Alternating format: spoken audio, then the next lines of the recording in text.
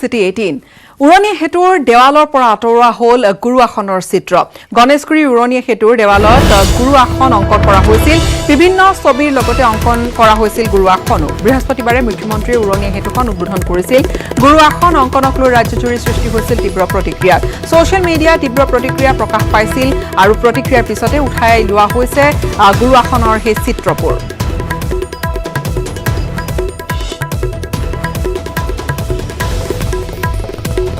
বিভিন্ন ছবিৰ লগতে তাত গুৰু আসনৰ চিত্ৰও আছিল দেৱালত বিভিন্ন চিত্ৰ অংকন কৰা হৈছিল কিন্তু গুৰু আসনৰ চিত্ৰক লৈ যথেষ্ট প্ৰতিক্ৰিয়া হৈছিল বিশেষকৈ সোশ্যাল মাধ্যমত যথেষ্ট প্ৰতিক্ৰিয়া হৈছিল আৰু সোশ্যাল মিডিয়াৰ এনে প্ৰতিক্ৰিয়াৰ পিছতে এই গুৰু আসনৰ যি চিত্ৰ বা ছবিবোৰ আছিল হেয়া আঁতৰোৱা হৈছে মুখ্যমন্ত্ৰীৰ নিৰ্দেশত আঁতৰোৱা হৈছে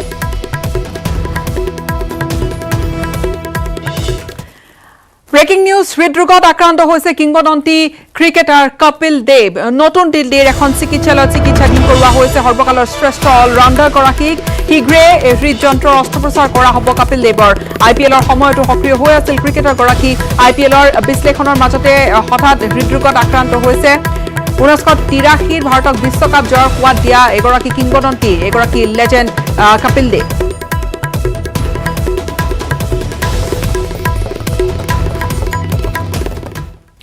ইফালে ৰাজ্যৰ ক্ৰীড়া ক্ষেত্ৰৰ এটা অতি দুৰ্ভাগ্যজনক দুখ লগা খবৰ দুৰ্গতিয়ে যেন লগে নেৰিব 2020 চনটোত কৰোনাই ম্লান কৰা দুৰ্গোৎসৱৰ মাজতে ৰাজ্যৰ খেল জগতলৈ আহিল এই দুঃসংবাদ বোকাজানত ভলিবল খেলি থকা অৱস্থাতে মৃত্যুক আকোৱালি ল'লে জাৰাকিয়া ইন্দ্ৰ নামৰ খেলুৱৈগৰাকীয়ে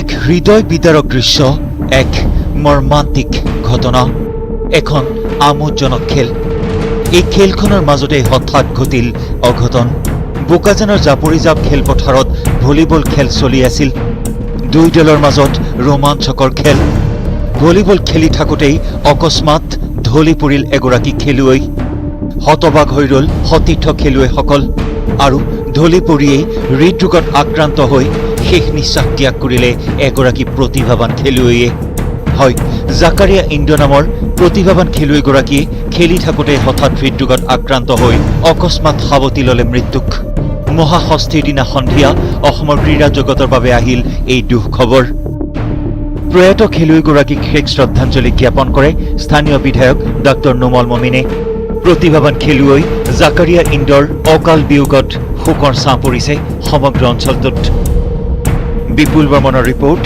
নিউজ 18 অসম নৰ্থ ইষ্ট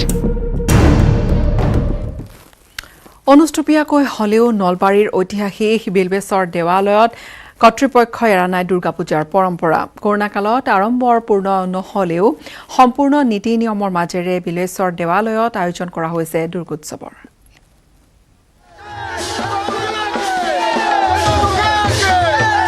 ঐতিহাসিক বিলবেশ্বৰ দেৱালয়ত আজিও বিদ্যমান পাইক প্ৰথা হিন্দু মুছলমানৰ অপূৰ্ব মিলনভূমিৰ চানেকি বিলবেশ্বৰ দেৱালয়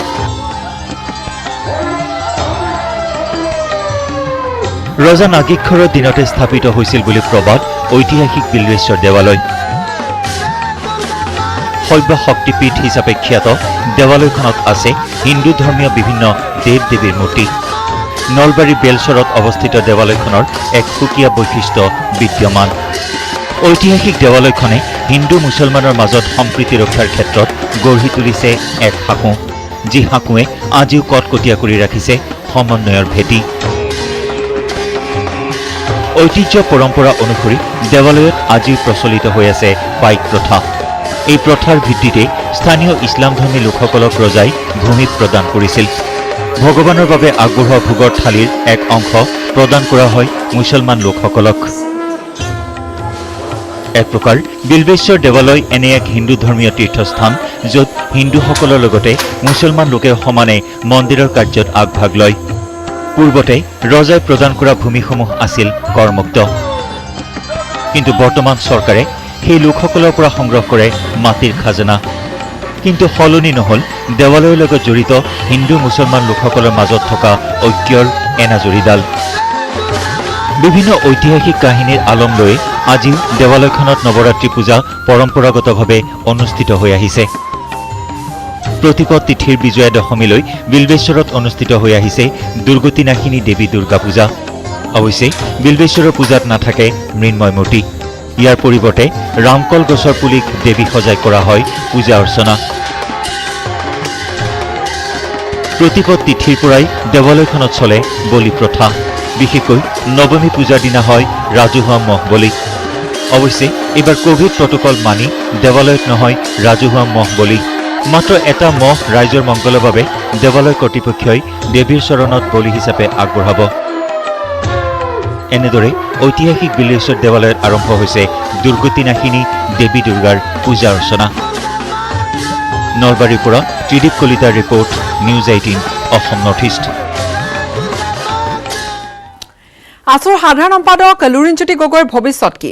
আছুৰ পৰা পদত্যাগ কৰি দুলীয়াজানৰ পৰা নিৰ্বাচনত প্ৰতিদ্বন্দ্বিতা কৰিব নেকি লুৰিণজ্যোতি গগৈ? নিৰ্বাচন খেলিলে কি হ'ব ফলাফল?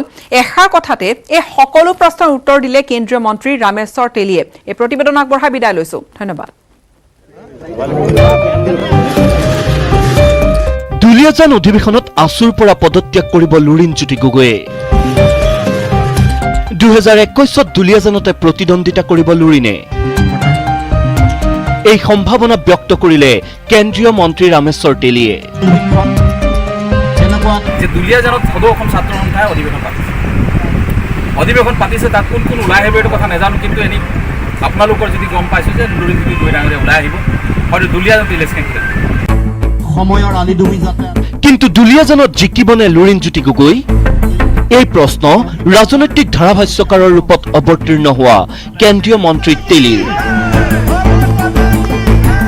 এতিয়া এই দলটোৱে এজেপি অসম জাতীয় পৰিষদে কেনেকৈ জিকিব লুৰিণজ্যোতি ডাঙৰীয়া কেতিয়াবা কোনোবা সাংবাদিক ক'ব লাগে বুলি কৈছে। নিজেই প্ৰশ্ন সুধি প্ৰকাৰান্তৰে ৰামেশ্বৰ তেলীয়ে বুজাই দিলে দুলীয়াজানত মুখ ঠেকেচা খাব লুৰিণে। কিয় হাৰিব সেয়া বুজাবলৈ দিলে 1985ৰ উদাহৰণ।